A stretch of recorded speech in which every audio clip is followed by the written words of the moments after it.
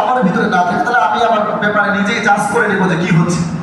এরপরে আমরা যে বিষয়ে আলোচনা করবো সেটা হচ্ছে বৈশ্বিকভাবে মুসলিমদের উপরে যে আক্রমণ হচ্ছে সেই আক্রমণটা কেন হচ্ছে সেটা এই আয়াতের মাধ্যমে আমরা জানতে পারবো। চলেন সে আয়াতগুলো আমরা পড়ে আসি।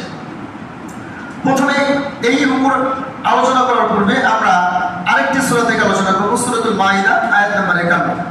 দেখি এই জায়গায় আল্লাহ তাআলা কি বলেছেন। আল্লাহু আকবার।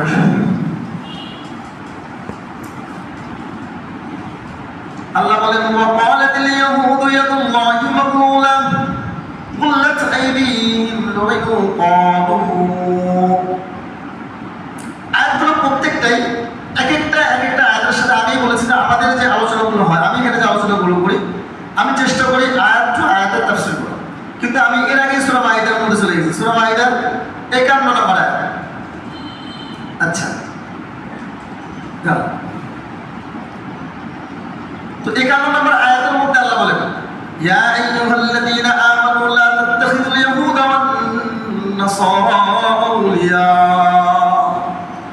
আল্লাহ বলেন হে ঈমানদারগণ লা তাত্তাখিযুল ইয়াহুদা ওয়ান নাসারা, তোমরা ইহুদ এবং নাসারাদেরকে বন্ধু হিসেবে গ্রহণ করো না। আউলিয়া কি হিসেবে গ্রহণ করো না? বন্ধু হিসেবে। কথা বলেন কি হিসেবে? বন্ধু হিসেবে গ্রহণ করো না।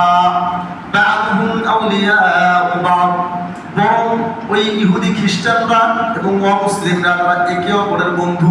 একে অপরের কি বন্ধু? আমাদের বেলায় কিন্তু তারা বন্ধু নয়, আল্লাহ নিষেধ করেছে। وَمَن يَتَوَلَّهُم مِّنكُمْ فَإِنَّهُ مِنْهُمْ, যদি তোমরা কেউ তাদের অনুসরণ করো তাহলে তোমরা তাদের অন্তর্ভুক্ত হয়ে যাবে। জোরে বলেন নাউযুবিল্লাহ।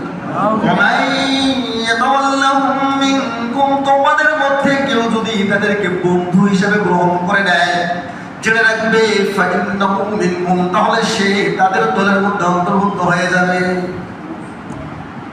যদি ইহুদি খ্রিস্টান হিন্দু এই জাতীয় কোনো ব্যক্তিকে আমি বন্ধু হিসেবে গ্রহণ করে নিই, কেমন বন্ধু এটা পরে বলছি। এখন যদি বন্ধু হিসেবে গ্রহণ করে নিই তাহলে তাদের দলভুক্ত আমি হয়ে যাব। আর তাদের দলভুক্ত হয়ে গেলে আল্লাহ রাসূল সাল্লাল্লাহু আলাইহি ওয়াসাল্লাম স্পষ্টভাবে হাদিস বলে দিয়েছেন। স্পষ্ট হাদিসটা কি?